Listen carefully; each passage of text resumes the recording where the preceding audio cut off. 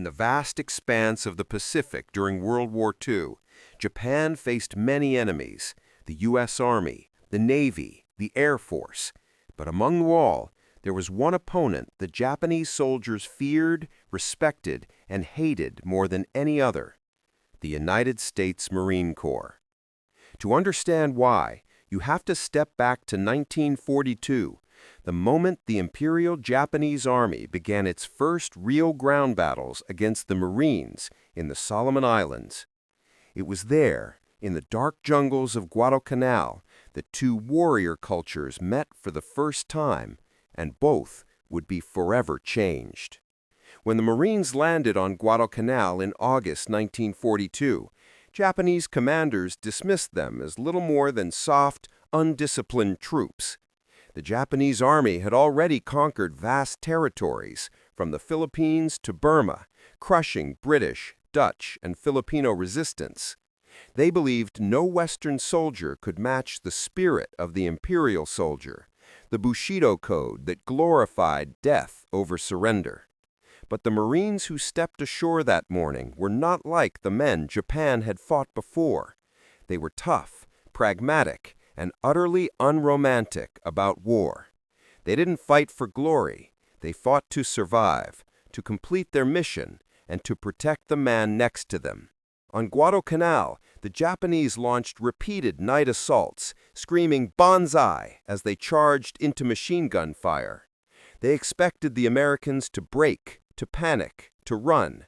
Instead, they met walls of coordinated gunfire, mortars, and artillery so fierce that entire Japanese units were wiped out before reaching the Marine lines. By dawn, the beaches and jungle clearings were littered with bodies. The Marines called it the Tokyo Express, endless waves of attacks that came in the dark and ended in silence. After weeks of this, the Japanese began to write in their diaries, "These Marines fight like demons. They do not retreat. They do not fear death." For the Japanese, the Marine Corps represented something alien. These were not soldiers of empire or conscripts bound by duty. They were volunteers, trained to assault beaches, storm fortifications, and fight in the most hostile conditions on Earth. The Japanese were shocked by how quickly the Marines adapted to jungle warfare. They dug in, built defenses, learned to use the terrain, and coordinated air and naval fire with precision that Japan could not match. Each Marine carried not just a rifle, but a deep sense of identity, forged by brutal training and an unspoken creed: no Marine left behind. It was this combination, skill, discipline, and an almost tribal loyalty, that made the Japanese realize they were fighting a mirror image of themselves. Both sides believed in endurance, sacrifice, and honor. But while the Japanese fought to die gloriously, the Marines fought to win and live to fight again. That changed everything. By late 1943, the Japanese had fortified island after island, believing that their defenses were impenetrable. When the U.S. Marines landed on Tarawa in November 1943, they were met with 4,500 elite Japanese defenders armed with bunkers, pillboxes, and artillery. The commander, Rear Admiral Shibasaki, boasted that 1,000,000 men could not take Tarawa in 100 years. The Marines took it in 76 hours. The cost was horrific: over 1,000 Marines killed and twice as many wounded, but the Japanese garrison was annihilated. Only 17 defenders were captured alive. For Japanese observers, the battle was a revelation and a nightmare. They had seen opponents retreat under heavy fire before, but the Marines kept coming, wading through chest-deep water, crawling over the bodies of the dead, storming bunkers with grenades and flamethrowers. One Japanese survivor wrote afterward, "The Americans do not fear death.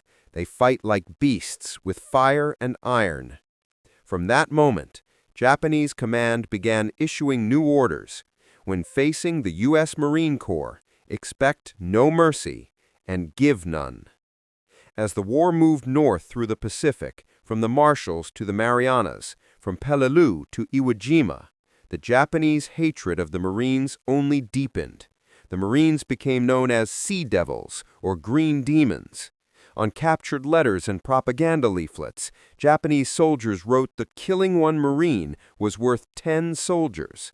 At Saipan in June 1944, the Japanese garrison of over 30,000 men faced the 2nd and 4th Marine Divisions.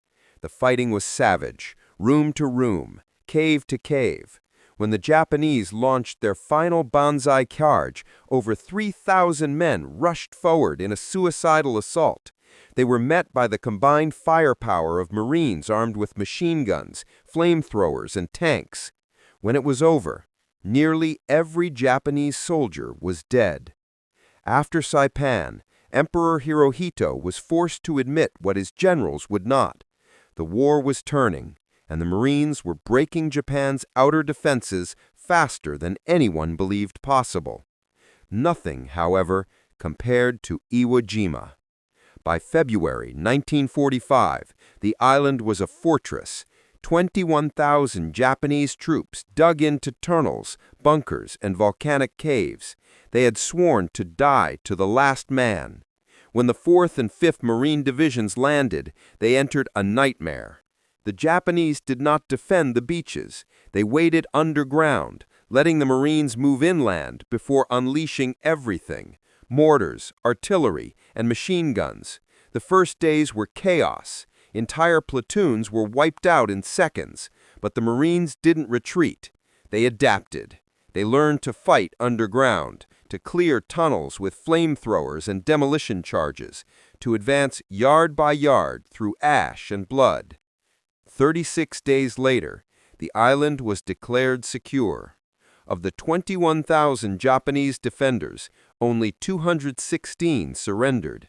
Nearly 7,000 Marines were dead, more than in any battle before. Japanese survivors called Iwo Jima a blood-soaked altar. They had fought bravely, but even they admitted the truth: the Marines could not be broken. The hatred and fear that the Japanese once felt toward the U.S. Marines eventually turned into respect and even cooperation. In the decades after the war, former enemies would train together, building a new alliance in the Pacific. But the memories of Tarawa, Saipan, and Iwo Jima never faded. For the men who survived, those islands remained haunted, symbols of courage, sacrifice, and the brutal meeting of two nations' warrior traditions. The Japanese fought to die, the Marines fought to win. And in that difference lay the reason Japan came to dread the sight of men in green emerging from the sea, because wherever the Marines landed, the war itself seemed to follow.